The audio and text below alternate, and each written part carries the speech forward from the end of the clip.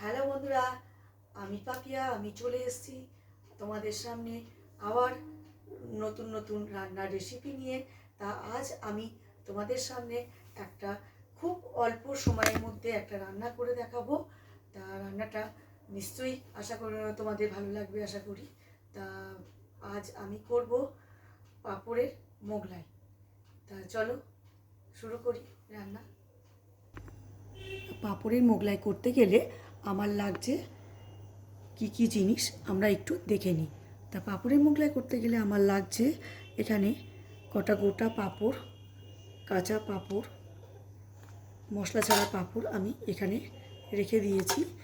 এরপর লাগছে আমার পেঁয়াজ কুচি, কাঁচা লঙ্কা কুচি, ধনেপাতা কুচি, নুন, বেকিং পাউডার, আর লাগছে একটু মিক্সিতে শুকনো ছোলার ডাল আমি পেস্ট করে রেখেছি, শুকনো ছোলার ডাল গুঁড়িয়ে রেখেছি মিক্সিতে। এইবার আমি এই গ্যাসটা জেলে দিলাম।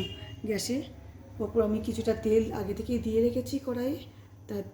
এর মধ্যে তেলটা আস্তে আস্তে গরম হচ্ছে, আমি গ্যাসটা স্টিম করে দিলাম। এইবার আমি এই ছোলার ডাল গুঁড়োটার মধ্যে একটুখানি নুন, একটু পেঁয়াজ কুচি, একটু ধনেপাতা কুচি, একটু অল্প পরিমাণ লঙ্কা, কাঁচা লঙ্কা, তোমরা চাইলে বেশি লঙ্কাও দিতে পারো, যে যেমন ঝাল খাও। এরপর দেব আমি একটুখানি বেকিং পাউডার, খুব সামান্য পরিমাণ, হাফ টিস্পুন দিলেই হবে। এরপর এর মধ্যে আমি একটা ডিম ফেটিয়ে দিলাম।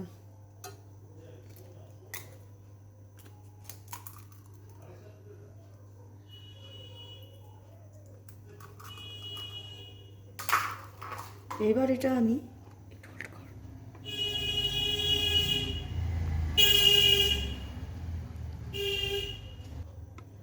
এটা আমি হাত দিয়ে ভালো করে মেখে নিচ্ছি।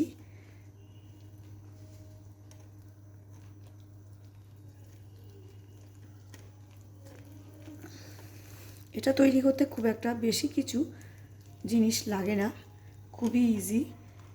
আমাদের ঘরে যা যা জিনিস আছে তাই দিয়ে আমরা তৈরি করতে পারি খুব অল্প সময়ে। বিকেলবেলা চায়ের সঙ্গে এই গরম গরম পাঁপড়ের মোগলাই খেতে খুবই ভালো লাগে, খুবই সুস্বাদু খেতে হয়।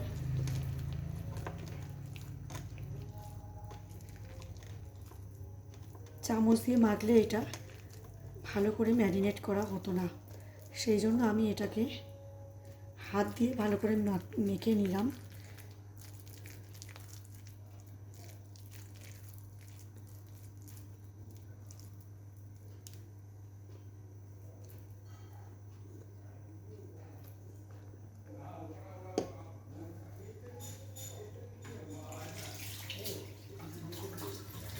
এবার আমি এক একটা পাঁপড় আলাদা করে নিচ্ছি।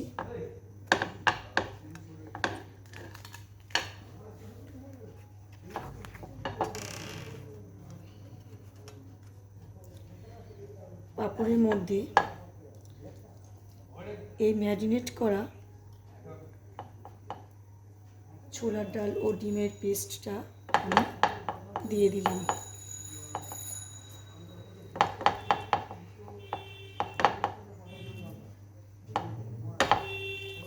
একটু বেশি করে দেব যাতে খেতে টেস্টটা বেশি হয়।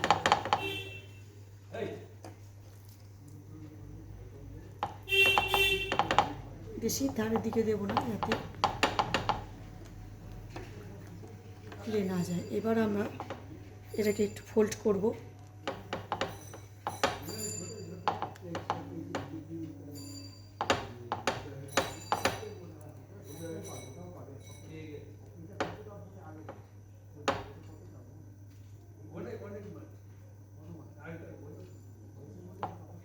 আমি একটু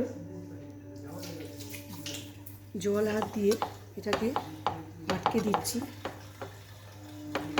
তোমরা চাইলে একটু ময়দাগুলোও এখানে লাগিয়ে দিতে পারো। তা আমার এইভাবে আমি একটা একটা করে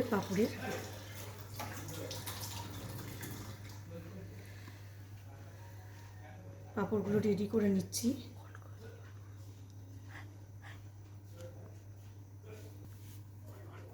এবার গ্যাসটাকে আমি বাড়িয়ে দিয়েছি, তা তেলটা আমার গরম হয়ে এসছে। এবার আমি তৈরি করা পাঁপড়ের মোগলাইগুলো একে একে তেলের মধ্যে ছাড়ব।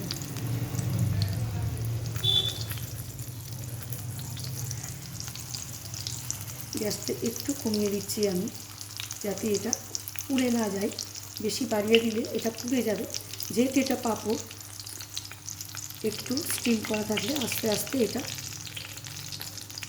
ভেতরটা ভাজা হয়ে যাবে।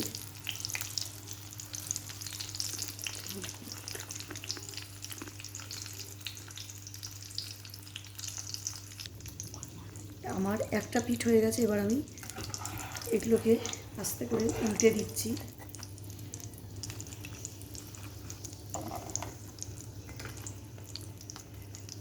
এটা সম্পূর্ণ আমার নিজের রেসিপি, নিজে আমি এই রেসিপিটা তৈরি করেছি। তা এটা পাঁপড় তো আমরা সবাই খাই, আর পাঁপড় আমাদের শরীরের পক্ষে খুবই ভালো জিনিস।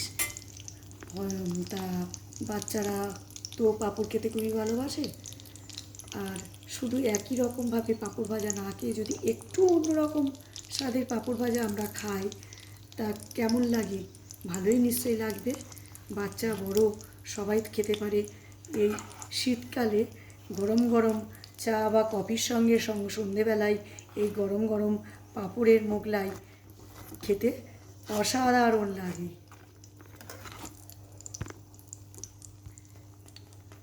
তা দেখতেই পাচ্ছ মোটামুটি হয়ে এসছে আমার পাঁপড়ের মোগলাই।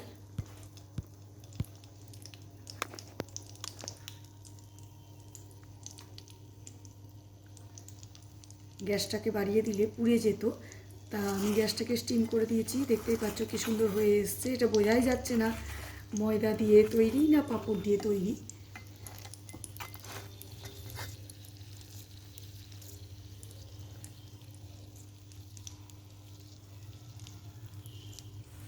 খুবই ইজি, 2 মিনিটে চটপট জলদি রান্না করা যায় একটা সুন্দর সহজ জলখাবার। হয়ে এসছে, এবার আমি এগুলোকে তুলে নিচ্ছি।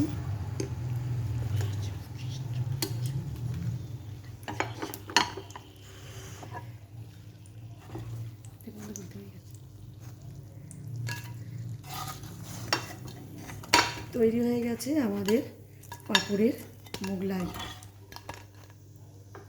গ্যাসটাকে বন্ধ করে দিলাম। তা রেডি আমাদের পাঁপড়ের মোগলাই।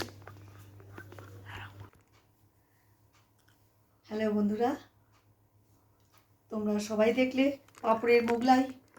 একটু আগে আমি বানালাম। তা পাঁপড়ের মোগলাই তা খুব সোজা রেসিপি। তা 2 মিনিটে চটজলদি রান্না করা যায়। আর গরম গরম চা বা কফির সঙ্গে এই শীতকালে গরম গরম পাঁপড়ের মোগলাই খেতে সবার খুবই ভালো লাগবে। বাচ্চাদের তো ভালোই লাগবে, বড়দের খুব ভালো লাগবে, অসাধারণ খেতে লাগবে। তা একদিন করে খেয়েই দেখো না কেমন লাগে। আর খেয়ে কেমন লাগে আমাকে অবশ্যই জানাবে কমেন্ট করে কমেন্ট বক্সে। আর প্লিজ আমার চ্যানেলটা একটু সাবস্ক্রাইব করে দেবে, যাতে এরকম নতুন নতুন রান্নার রেসিপি আমার রান্নার করার সঙ্গে সঙ্গেই তোমার কাছে পৌঁছে যাবে সবার আগে। আর প্লিজ একটু সাবস্ক্রাইবের সঙ্গে সঙ্গে একটু লাইকও করে দিও। তা আজ আসি, বাই।